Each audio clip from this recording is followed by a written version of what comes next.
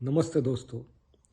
बड़ा सक्सेस मिलने के पहले कुदरत आपकी इम्तिहान लेती है।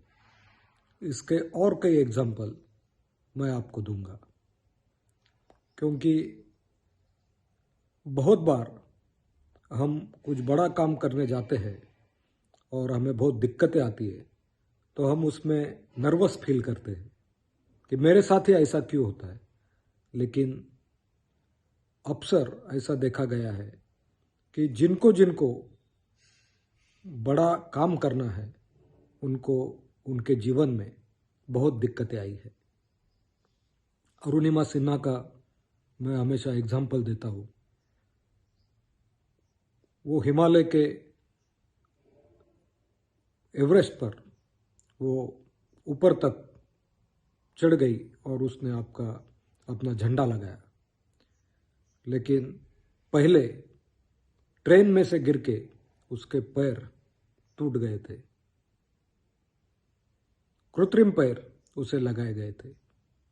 मतलब कुदरत ने उसके साथ बड़ी इम्तिहान ली और उसके बावजूद भी वो हिमालय का एवरेस्ट सर कर गई। रविंद्र जैन, आपको मालूम है, जो रामायण का म्यूजिक जिन्होंने दिया है, बहुत ही बड़े संगीतकार, लेकिन वो भी आंखों से अंध थे, उनको दिखाई नहीं देता था।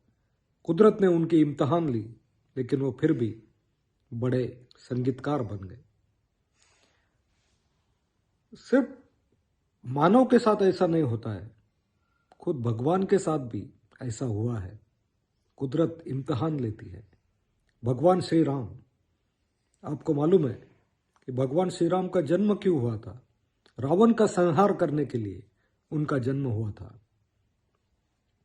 और उनका राज्याभिषेक होना तय हो गया था।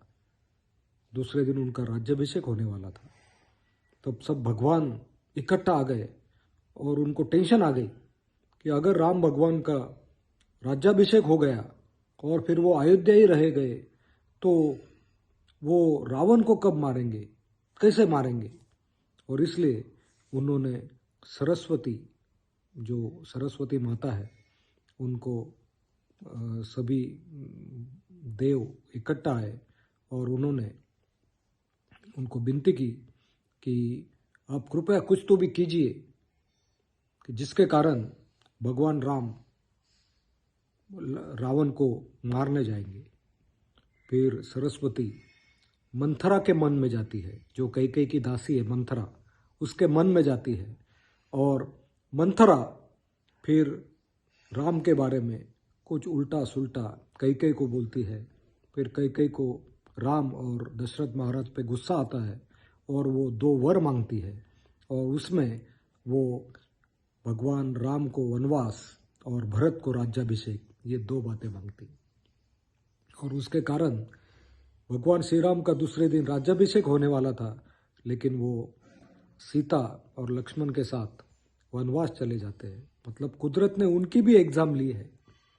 और फिर वनवास जाके रावण सीता का हरण करता है और उसके बाद सभी हनुमान जी, जाम्बुवत, वानर सेना, वो सब मिलकर, भगवान श्री राम, लक्ष्मण सब मिलकर रावण की सेना का हार करते हैं, उनको हराते हैं और रावण का वध करते हैं।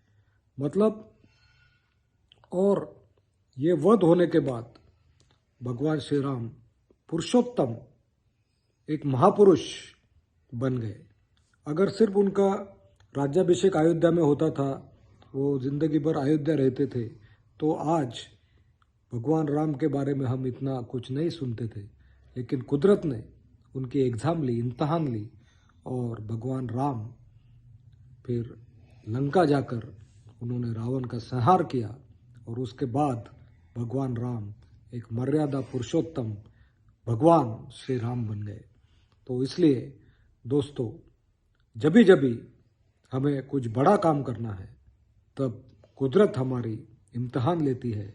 और कितनी भी दिक्कतें आए, कितनी भी बाधाएं आए, हमने ये समझना चाहिए कि हमारी इम्तिहान हो रही है, और जितना संघर्ष ज़्यादा उतनी जीत बड़ी होगी।